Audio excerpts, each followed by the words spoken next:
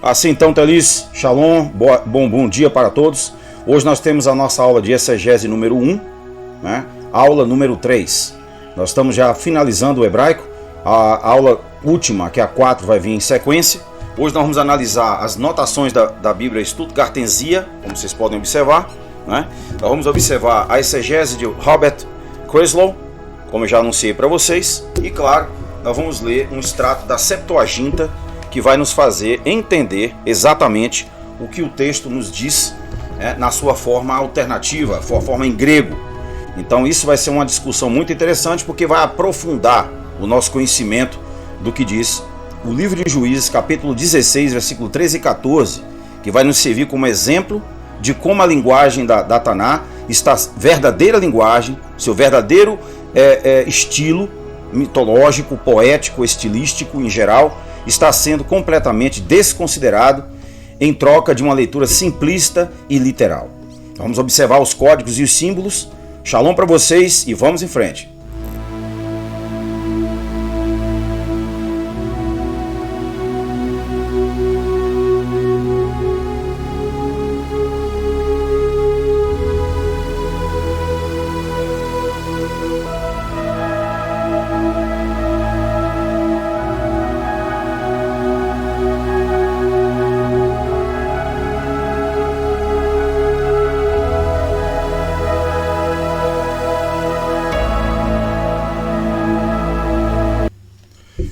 Assim então, apoiadores do canal, Telis, interessados, pessoas que estão participando do nosso empreendimento, nosso estudo concentrado do que é o texto da Taná, na sua origem, desde a sua raiz, desconsiderando todo o legado de dogmas e doutrinas, né, e lavagem cerebral promovido pelas igrejas, que são, essas religiões são, como eu já disse a vocês, uma forma exotérica, exposta, daquilo que é oculto na sua origem, que é o esotérico, que é o apócrifo, que é aquilo que não está revelado, que se baseia em ideias axiomáticas e que estão relacionadas ao mundo das ideias de Platão, porque ele está ligando numa só narrativa, como aqui nós vamos observar hoje em Juízes capítulo 16, versículo 13 e 14, a história de Sansão e Dalila, né? Aquilo que as pessoas interpretam literalmente, nós vamos observar que através de uma narrativa simples, do típico, foi inserido a exousia, né, a ideia da exousia do potencial, que não está atualizado, que não está feito efetivo na vida da prática da pessoa, na realidade, e finalmente a última fase, a ideia do arquétipo, do signo.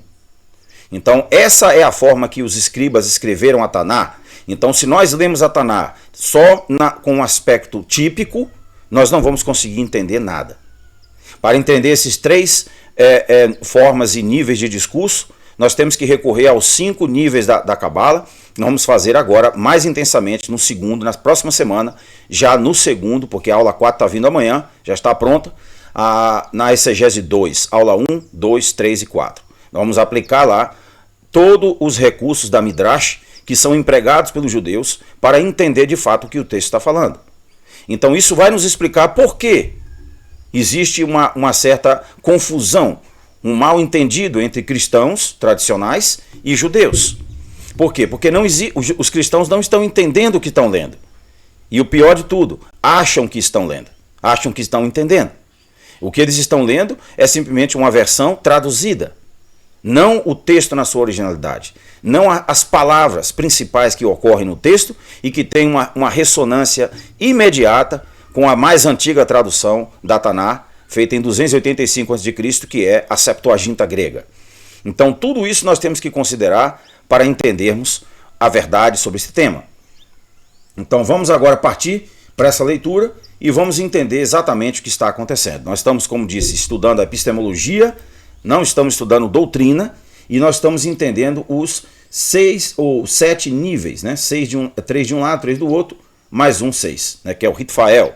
Nós estamos entendendo todos os 3 aspectos da língua hebraica. O nosso curso não é um curso fundamental, é um curso avançado, porque ele já visa focar nas coisas maiores do hebraico, nas linguagens, no otiot, no midot, nos símbolos, nas 7 regras de Hillel, que nós vamos conhecer agora na segunda parte da exegese, a exegese parte 2. Vai ser uma continuação da exegese 1, que teve 4 vídeos, a outra também terá 4 vídeos, e aí vamos seguir já para a numerologia, porque a cabala e a linguagem dos ramos nos aguardam.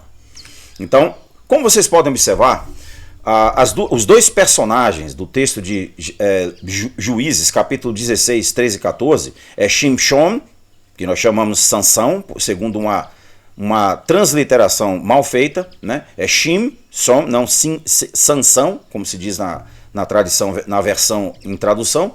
Então é Shimshon.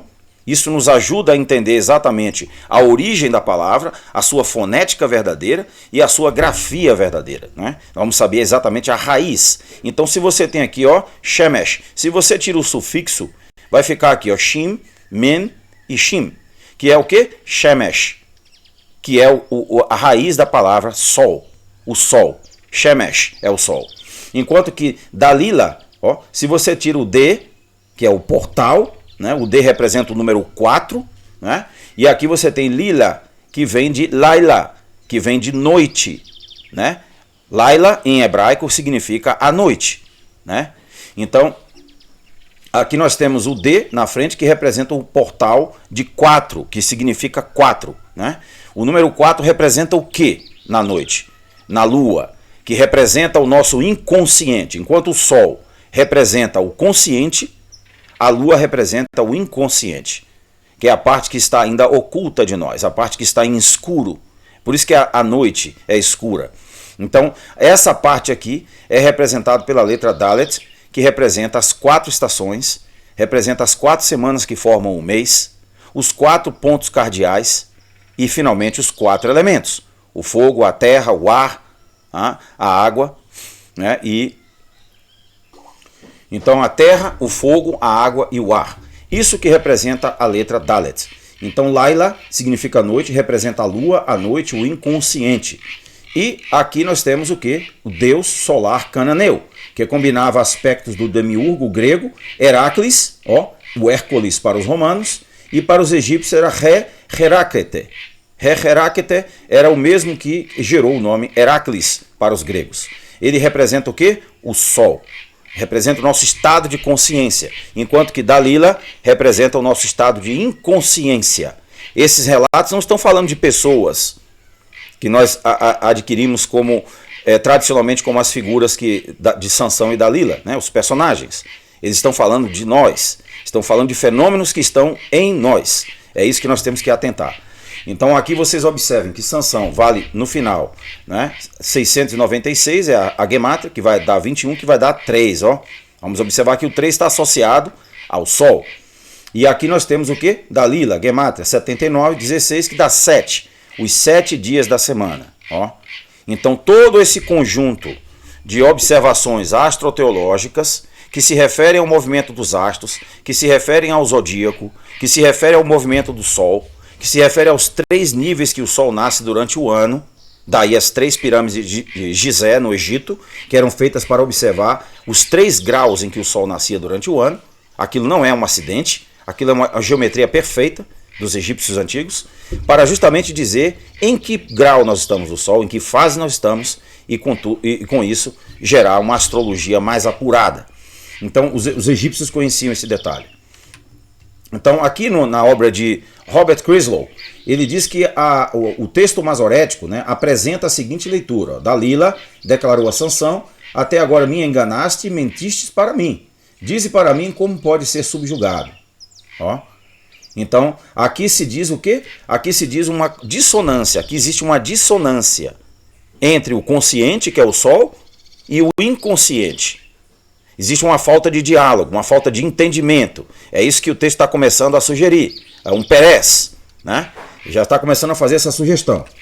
Então, aqui nós temos o texto em original, né? Vamos ler o texto em original em Sofetim, né? Que vocês sabem que é Juízes, capítulo 16, 13 e 14.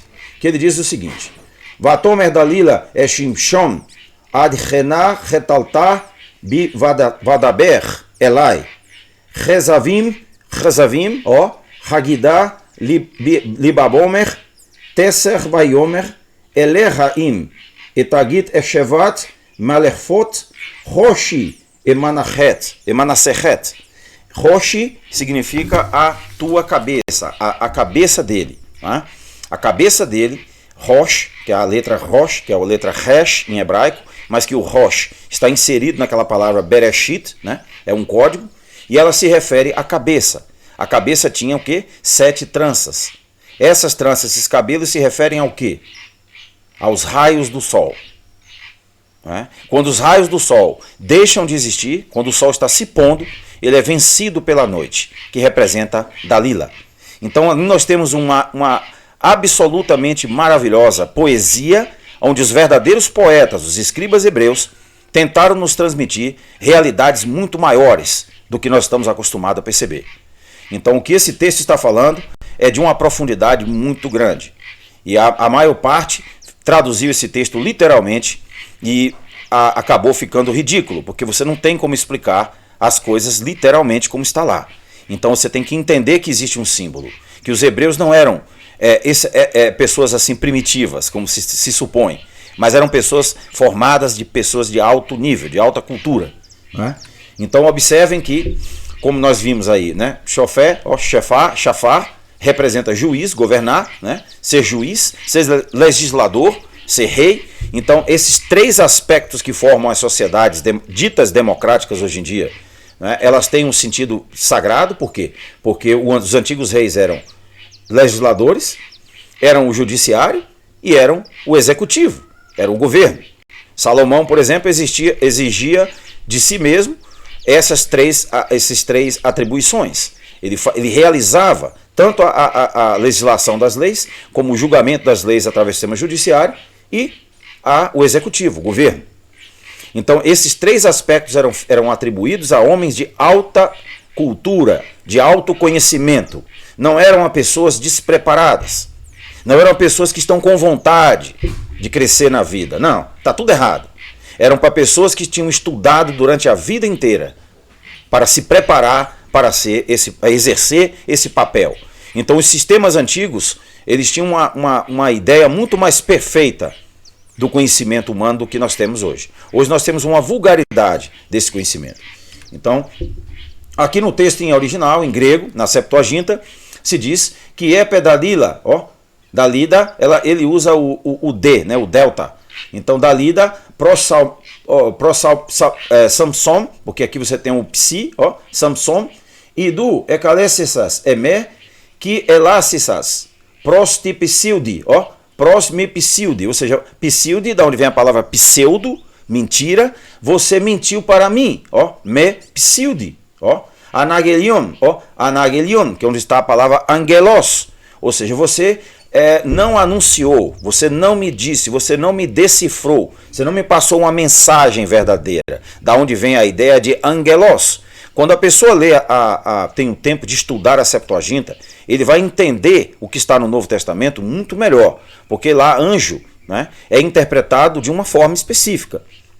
Mas na origem essa palavra angelos, ela quer dizer um ângulo, ela quer dizer um ângulo de verdade, uma perspectiva que não foi condizente, que não foi elucidativa, que ocultou alguma coisa. Então o que Dalila está dizendo basicamente isso, angelilon, que vem de angelos, de mi enti desaste musi en diasmati. Então você observe que ela está dizendo para ele, você mentiu para mim, você não me passou toda a perspectiva, toda a verdade. E isso quer dizer o quê? Se nós entendermos o texto na sua perspectiva simbólica, ele quer dizer que o texto está falando de que o consciente, representado pelo Sol, e o inconsciente, representado pela Lua, tem que entrar em harmonia. Eles têm que ter um diálogo. Se eles não tiverem um diálogo, eles não vão conseguir sinergizar suas forças. Da mesma forma, nós vivemos muito tempo, muitas horas do dia, baseado no estado de consciência, né? O alfa e assim por diante. Quando nós estamos no estado de inconsciência, do delta para cima, veja que a palavra Dalila começa com o delta, que é o Dalet em hebraico, né? É o portal número 4. Quando nós passamos dessa onda terceira em diante, nós já não estamos mais no estado consciente. Nós estamos entrando no estado de inconsciência. E quando nós entramos no estado de inconsciência, nós não conseguimos mais explicar essa inconsciência em termos que sejam agradáveis ou que sejam esclarecedores para uma pessoa que está no estado de consciência. Não tem como. Existe uma dissonância. É essa dissonância que a Taná está nos ensinando a acabar. Essa dissonância tem que terminar e as duas forças têm que se confluir, têm que se unir para que possamos atingir a mente maior. Né? Então existe aí uma falta, existe uma dissonância, né, cognitiva aí, entre o nosso aspecto inconsciente, que representa a Lua, e o nosso estado de consciência representado pelo Sol. Então o que esse texto está fazendo é de uma forma mágica, de uma forma maravilhosa, tentando passar para nós o que de fato está acontecendo em nós, usando uma narrativa que parece falar de alguém mais, mas não, está falando de nós. Não está falando de nada neste mundo. A Cabala não está pensando em nada nesse mundo. Ela está pensando nos mundos maiores, nos eventos maiores, nos fenômenos divinos, que estão relacionados ao nosso estado aqui neste mundo. E que nós temos que entender, a fim de mapear a nossa trajetória. Então é isso que o texto está dizendo. Na tradução Crites 16, 13 e 14, nós temos aqui, ó, que pen Dalila pros Samson, eos ento paralelosi, tu alelisas pros me pseudi, ou seja, você me contou uma mentira, você não me contou a verdade. Ó, anagilon, de mi entine desisi, cas ispin pros aftem a ifanis, tas epta, ó, ciras, tas epta ciras. Epta significa as 7 tranças, ó, ciras, ó, tes kefales, da tua cabeça, né? As 7 tranças da tua cabeça, ó, mu metatudiasmatus, que eclerusis, ento passalo eston tihon, que esome as tenis, os etonantropon. Ou seja, se isso acontecer, se você conseguir, ó, deter as minhas 7 tranças, hepta, da onde vem a palavra 7 em grego, heptaciras, tesquefales, ou seja, se você conseguir deter ou controlar os 7 raios da minha cabeça, como se estivesse falando do sol, quando os raios se vão, eu me torno o quê? Fraco novamente, como homem. É isso que ele está dizendo, ó, astenis ostentonantropon, ou seja, eu vou ficar tão fraco quanto o homem, como um homem comum. É isso que ele está dizendo. Só que esse homem comum, gente, somos nós. Ao começarmos a perder o cabelo, ao começarmos a envelhecer, ao começarmos a passar por uma transformação, nós estamos o quê? Enfraquecendo. Isso é uma alegoria maravilhosa. Por quê? Esse texto está dizendo que você há de retornar novamente. Porque o que acontece no dia seguinte? O sol retorna com a sua plena força, com todos os seus raios, que representam os cabelos. E o seu estado de inconsciência da Lila, né, está aí apontando o estado de inconsciência, que se manifesta só durante a noite. Por quê? Porque é a noite que nós temos os sonhos. Os sonhos é o momento em que nós vamos sair do consciente para entrar a partir do delta em diante. O delta representa a letra Dalet. Dalila, com a letra Dalet, representa isso aí. O portal, a passagem de um estado de consciência para o outro. Veja que você tem o alfa, o beta, 2, e logo em seguida vem o terceiro, o delta, que já começa a entrar no estado de inconsciência. Depois você tem o feta, né? E aí você entra na consciência, na inconsciência total. O feta representa o quê? É a primeira letra da palavra grega theos, que representa Deus. Então vocês observem que tem toda uma conexão. Nós só precisamos reunir as ideias. Tudo está conectado. Deus está dentro de nós. É isso que diz o Yeshua. E é isso que nós estamos encontrando aqui. A Taná está dizendo isso. Quando você entra no estado de feta, você começa literalmente a entrar no universo da inconsciência, que é o universo de Deus. Lá você não encontra mais a mesma realidade que você encontra no mundo típico, no mundo literal que você vive, no mundo real que você vive. Né? Na consciência. Existe já um outro diálogo. E esse diálogo não obedece às nossas ideias ou vontades ou o que nós queremos. Não. as coisas desafiam a lei da física, as coisas parecem, nós voamos, nós nos transportamos de um lugar para o outro numa rapidez enorme. E quando nós retornamos para o estado de consciência, o que acontece? Nós esquecemos das coisas que estão lá. Veja que Dalila só tentava pegar Salomão, a Sansão, quando ele estava, o Shimshon, né? Quando ele estava o quê? Dormindo. Olha só. Então vocês observem que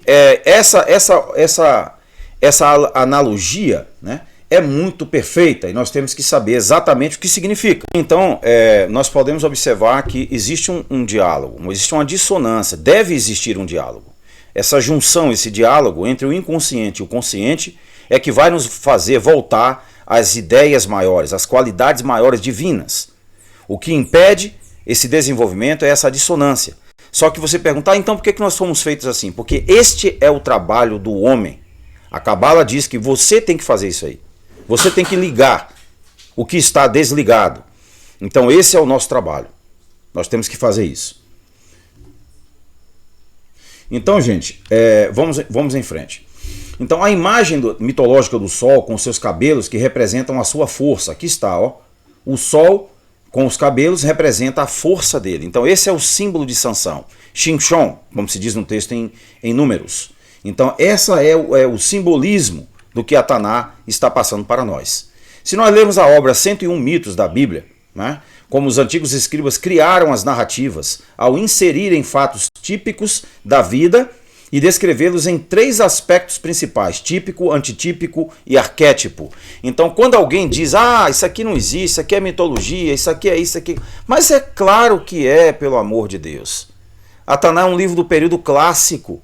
Ela está expressando uma linguagem que nós não temos mais. E nós não havemos de recuperar esse entendimento e essa cultura se nós não estudarmos, se nós não mudarmos a nossa mente. Vamos continuar lendo as coisas literalmente. E não vamos entender o significado semiótico do que está por trás da realidade, que aparentemente só tem o aspecto típico. Nós temos que mergulhar no antitípico disso aí e nós temos que entender então o signo daquilo ali, né? O que de fato dizem os astros sobre aquela situação. Então vocês observem que a astrologia já está inserida dentro da linguagem, se nós formos considerar. Porque o arquétipo representa o quê? O signo. Então nós temos que entender isso aí. Nós temos que saber dessa realidade. Tá bom? Então a palavra Nagad, representa a palavra que vem, o oculto, o presságio, é a palavra Haggadah, Haggadah, que está no texto de Juízes 16, 13 e 14. Então nós temos que entender isso de uma forma ampla, superior. A Taná não está falando só de uma linguagem típica, literal, como nós estamos acostumados. Ela está falando de uma linguagem muito mais profunda. E nós temos que entender isso aí. Tá? Então aqui está o que significa a palavra. Ser conspícuo, dizer, falar, tornar conhecido, declarar, anunciar, reportar.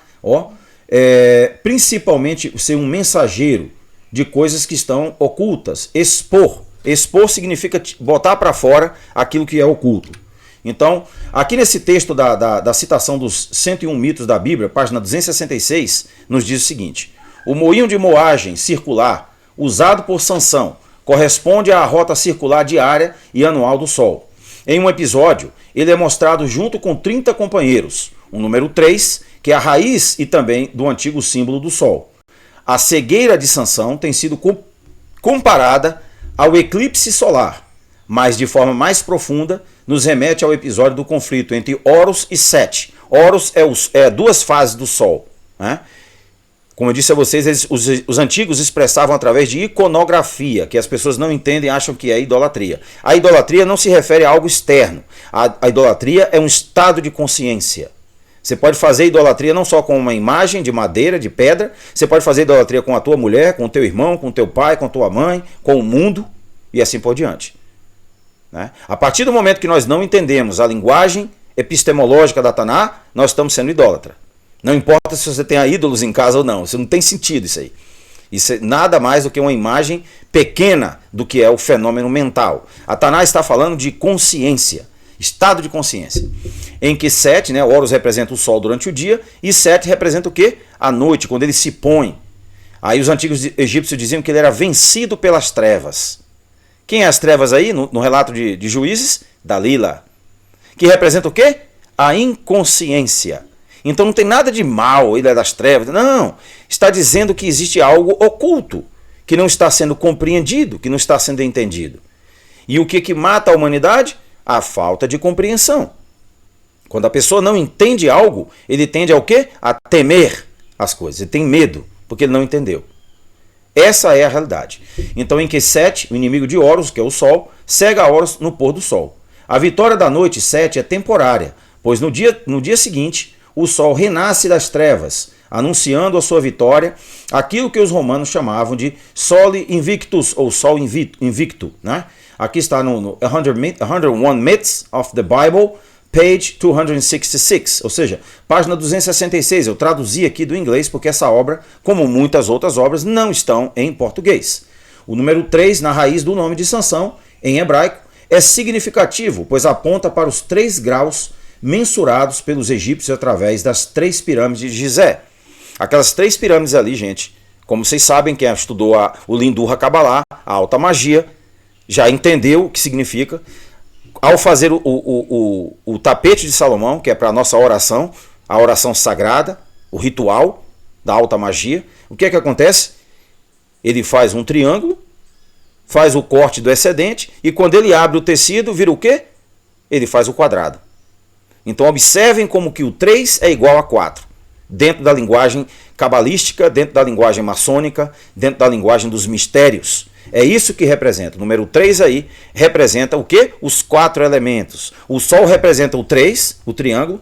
Aí por isso você tem a pirâmide, e aí você quer um triângulo, e aí você tem o quê? As 4 estações que vão ser projetadas pelo Sol. Ó, as 4 fases do ano. Né? Primavera, verão, outono e inverno. Os 4 elementos, o fogo, a terra, o ar e a água. As 4 semanas do mês. As 4 fases da lua. Né? Lua nova, lua crescente, lua cheia e lua minguante. Tudo está relacionado. Então a oração verdadeira é aquela oração que consegue entender esse complexo. Que sabe se orientar pela nascente do sol. Por isso que o tapete se orienta o quê? Para o leste. Exatamente a direção, né, que o Moshe construiu o Mishkan, o tabernáculo Gileade. Né? O tabernáculo Gileade apontava para o sol, para o leste, à sua frente. Então essa era a geometria antiga. Esse era o sistema mágico dos antigos sábios, que sabiam como aproveitar as forças do universo para o seu próprio proveito, para o seu enriquecimento, para o seu crescimento espiritual, intelectual. O universo tem a resposta para tudo. Nós é que temos que entender os números e a geometria que o universo está expressando. A língua de Deus, segundo Pitágoras, não vamos esquecer, são os números e a geometria sagrada. Por isso que Platão não permitia que entrasse na academia alguém que não conhecesse a geometria. Porque ele sabia que a base da filosofia é o número e a geometria. E o que eles fizeram hoje? Separaram a matemática e a geometria da filosofia. Não consideraram como sendo importantes para a filosofia. E você que está produzindo o quê? Filósofos incapazes de filosofar. Ah? Então é um ataque intelectual, gente. Nós vamos acordar para isso aí estudando o quê? Estudando a Cabala. A Cabala da forma que nós estamos fazendo aqui. Distribuindo em vários vídeos. Não abordando a matéria de forma simplista, 2 minutos, 3 minutos. Isso não fornece absolutamente nada. Isso é simplesmente uma leitura superficial, vazia e que não vai preencher o que nós temos dentro de nós. A fome que nós temos dentro de nós por conhecimento só vai ser preenchida a partir do momento que nós dedicarmos o nosso tempo àquilo. Que aquilo tiver valor. Né? Então vamos lá.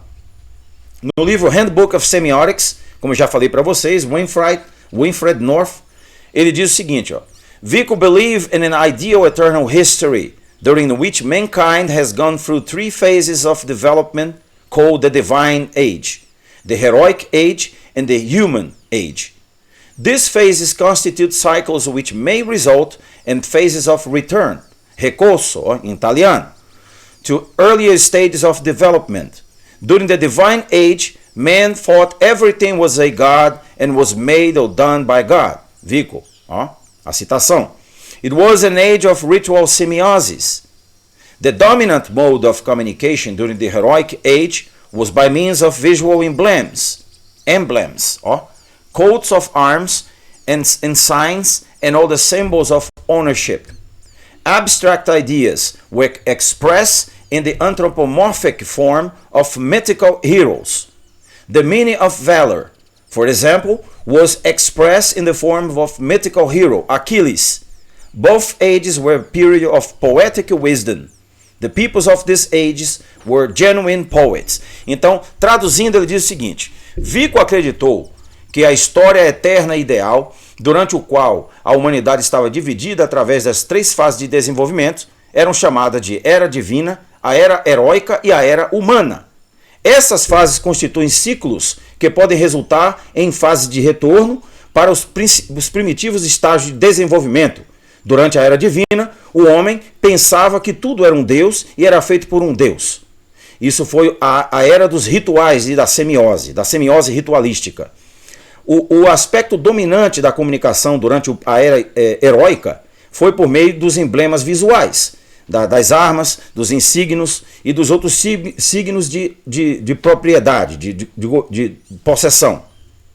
As ideias abstratas eram expressas em forma antropomórfica dos heróis míticos. O significado de valor ou de coragem, né, por exemplo, era expressa na forma do herói mítico Aquiles. Ó. Ambas as eras eram períodos de sabedoria poética. Os povos dessas épocas eram genuínos poetas. Então, aí sim, começamos a entender o que nos diz a Taná. A Taná não está falando do que nós estamos pensando, certo? A Taná está falando de conhecimento profundo. Ela está falando de conhecimento que não está disponível a nós hoje. E nós temos que acordar para isso. Isso está na página 31 do Manual de Semiótica, que é uma aula do que é a linguagem, que vai nos preparar para entender a linguagem da Taná. Tá? Então, quem era Gian Battista Vico, que eu acabei de citar? Ele era o quê? Um filósofo italiano, retórico, historiador, jurista do período do iluminismo italiano. Então aqui está ele, ó. Ele nasceu entre os anos de 23 de junho de 1668 a 23 de janeiro de 1744. Então, este foi o homem que compreendeu ao que de fato estava se referindo a Taná. Vocês imaginam como que esse período era um período rico em conhecimento? Por que esse conhecimento foi se degenerando até nós cairmos em uma leitura típica, literal, pequena, simplista, sem elucidação? E uma leitura, uma abordagem que levou as pessoas ao preconceito, ao ódio, às guerras. Se você perguntar a uma religião, aquela outra ali está certa, ele vai dizer não, quem está certo somos nós. Os outros estão indo para o inferno, nós vamos para o céu. Se você perguntar para o outro, vai dizer a mesma coisa. Então vocês observem que tipo de sociedade pode ser construída com uma leitura simplista como essa. O nosso estudo da Cabala não visa estacionar nessa ideia dogmática, doutrinária, mas sair desse insucesso que foi essa investida. Né? Isso não serviu para nada. Isso foi uma conspiração, isso foi um ataque intelectual. Nós, através do estudo da Cabala, vamos fazer com que possamos corrigir esse erro histórico e voltarmos novamente ao entendimento dos antigos, ao entendimento do passado. A mitologia e a ideologia, que se manifestam através de 2 técnicas básicas, a metalinguagem e a língua-objeto. Na lógica e linguística, uma metalinguagem é uma linguagem usada para descrever algo sobre outras linguagens, que é a linguagem objeto. Né? Você está falando em uma língua descrevendo aspectos e fenômenos que estão naquela outra língua que é o objeto. Né? Então, modelos formais sintáticos para descrição gramatical, exemplo gratia, gramática gerativa, são tipos de metalinguagem. De modo mais amplo, uma metalinguagem pode referir-se a qualquer terminologia ou linguagem usada para descrever uma linguagem em si mesma. Uma descrição gramatical, por exemplo, ou uma discussão sobre o uso de uma linguagem. Então, aqui é que nós começamos agora a nos aprofundar. Quem escreveu sobre isso foi o Roland Barthes, na obra Mythologies, em inglês. Como eu disse a vocês, o melhor, tá? O filé mignon, vamos dizer assim, o vinho mais puro, está na língua inglesa. Foi a língua que promoveu o conhecimento no mundo, é a língua internacional, é a língua que serviu de veículo para a promoção do conhecimento. Em português, nós não vamos encontrar muita coisa. Tá? O nosso trabalho, a nossa análise vai ser bem curta, bem pequena. Tá? Então, aqui nessa obra, Mythologies, o Roland Barthes, né, que era o quê? É um livro que ele publicou em 1957, que é o chamado de uma coleção de ensaios. Vejam os símbolos que ele destaca aqui, ó. Vejam os símbolos. Essa é uma obra maravilhosa. Ela está em PDF, vai entrar hoje em PDF lá no Google Drive. Quem lê inglês, pega, aproveite. Quem não lê, procure através das ferramentas de tradução, traduzir partes dele e começar a estudar, começar a entender o mundo. Aqui nesses livros vocês vão encontrar todo o que nós estamos falando aqui no curso Gilead. O conhecimento mais profundo. Nada de águas superficiais, nada de nadar na superfície. Nós vamos mergulhar a 3, 4, 5 mil metros de profundidade no oceano. É isso que nós queremos. Tá? Então, esse foi publicado em 54, 56 na revista literária francesa Les Lettres Nouvelles, examinando a tendência dos sistemas de valores sociais contemporâneos de criar mitos modernos. Barthes também analisa a semiologia do processo de criação do mito, atualizando o sistema de análise dos signos de Ferdinand de Saussure, na Suíça, o grande linguista, né? Aquele homem que mais influenciou a questão do estruturalismo gramatical, estruturalismo linguístico, né? Adicionando um segundo nível, onde os signos são elevados ao nível de mito. Então, quando eu digo para vocês que a Taná é um texto maravilhoso, é um texto sagrado, entendam essa afirmação, entendam essa proposição que eu estou fazendo e tentem averiguar por vocês mesmos, né? Através do estudo. Ela consegue fazer os três aspectos existenciais. Ela consegue juntar o típico o potencial, né? O antitípico, até o arquétipo, que é o símbolo maior. Então, ela não descreve Jesus Cristo como um homem carpinteiro. Ela descreve como carpinteiro, mas ela também descreve como mitológico e ela também descreve como gnóstico. Ela descreve o antitípico. Ela descreve os três aspectos de existência. Se nós não estivermos preparados para entender esses níveis de leitura, nós vamos entender a Escritura de forma muito pobre.